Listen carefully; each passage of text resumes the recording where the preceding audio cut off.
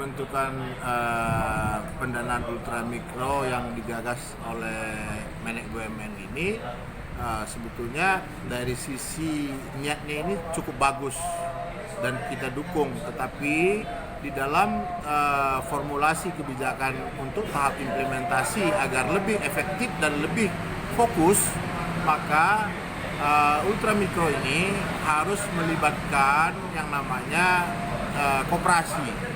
Nah, khususannya sebagai target utamanya adalah di koperasi pertanian, karena dengan adanya pendanaan ultramikro ini, walaupun ini memang diberikan kepada individu, tetapi sebetulnya harus ada penjaminnya. Penjaminnya itu apa? Itu adalah kelembagaan. Nah, kelembagaan mana? Kalau di dalam kita khusus misalnya di pertanian adalah di koperasi pertanian, karena masyarakat kita yang lebih banyak pertanian dan perikanan misalnya KUD itu harus direvitalisasi, KUD Mina misalnya, ataupun ada lembaga keuangan koperasi baru yang bermitra, bersinergi dengan ultramikro, sehingga jangan sampai program baik ini menjadi muspro ataupun tidak efektif ataupun mengalami kegagalan di mana ada risiko yang cukup besar, yaitu terhadap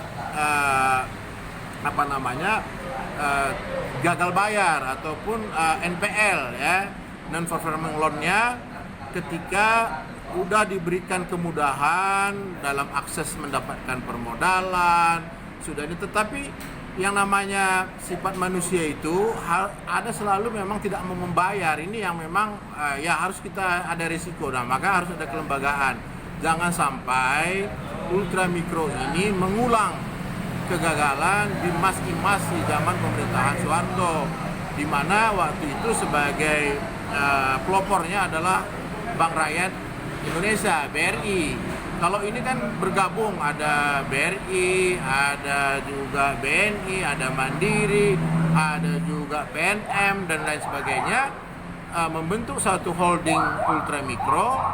Gagasan ini sangat baik ya, sangat bagus, dan tapi kita harus melihat pengalaman masa lalu agar tidak terulang. Maka kita harus fokus sebetulnya membuat satu pilot project dulu, yaitu di masyarakat pertanian maupun perikanan. Itu dulu yang menurut saya yang benar-benar harus dikalkulasi ulang. Nah, dalam hal ini kelembagaan yang utama harus dilibatkan adalah koperasi, tempat berhimpunnya masyarakat agraris, sehingga holding ultramikro ini efektif.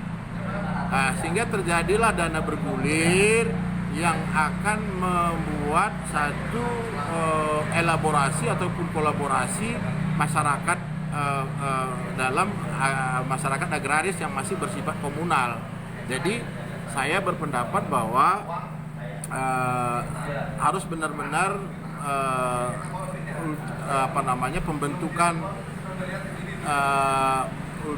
holding ultramikro ini benar-benar dibuat strategi-strategi secara baik mikro maupun makro dalam pelaksanaannya. Saya pikir itu. Jadi harus benar-benar ini ada pilot project dulu, jangan hanya sekedar populis ya, jangan hanya sekedar membuat mimpi tapi susah untuk diimplementasikan, ataupun ketika diimplementasikan banyak kegagalan. Tapi kami mendukung bahwa pembentukan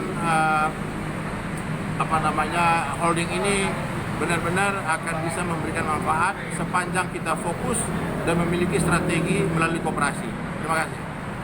Tapi prakteknya Pak dianggap kontroversi karena apa?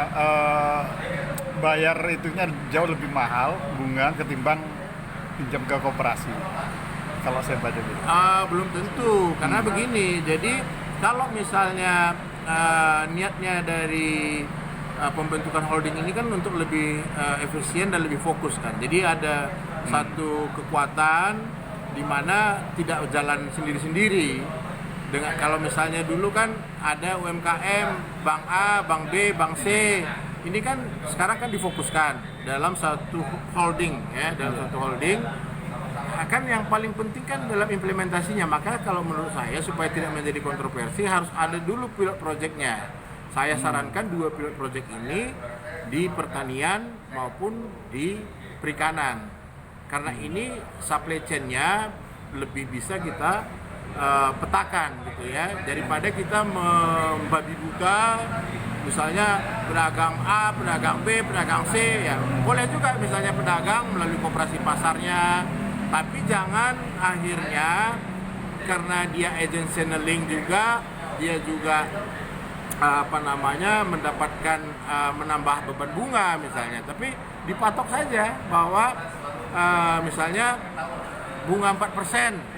Terus karena koperasinya sebagai apalis ataupun penjamin sebagai lembaga, tentu dia kan harus ada biaya administrasinya, semacam provisinya, semacam biaya administrasinya dan sebagainya. Kalau menurut saya itu, atau biaya marketingnya, itu kan bisa dihitung gitu loh. Itu bisa menjadi komponen yang tentunya tidak memberatkan kepada si peminjam ya. Maksudnya jangan juga ada tendensi dengan holding ultra ini malah lebih mahal, itu nggak benar namanya. Tapi kan ini kan harusnya lebih murah, lebih mudah, kan itu yang penting gitu loh.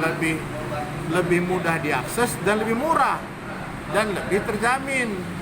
Ya faktor risiko itu juga bisa dijamin insuran sebetulnya ya, ada asuransi. Jadi misalnya gagal panen, gagal nelayan tidak berhasil tangkap karena ada masalah di laut dan sebagainya, ini dijamin oleh asuransi.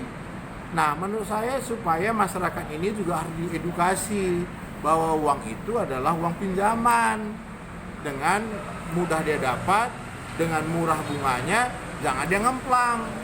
Maka perlulah dia memiliki satu lembaga yang namanya koperasi tadi gitu loh, sebagai ininya. Karena kalau dilepas kayak Bimas Imas, ya saya tidak yakin gitu loh. Ini hanya nanti ada orang menganggap ini bantuan sosial, padahal kan bukan. Ini adalah bisnis, B2B, harus profesional. Koperasi itu bukan lembaga sosial, itu lembaga usaha ya.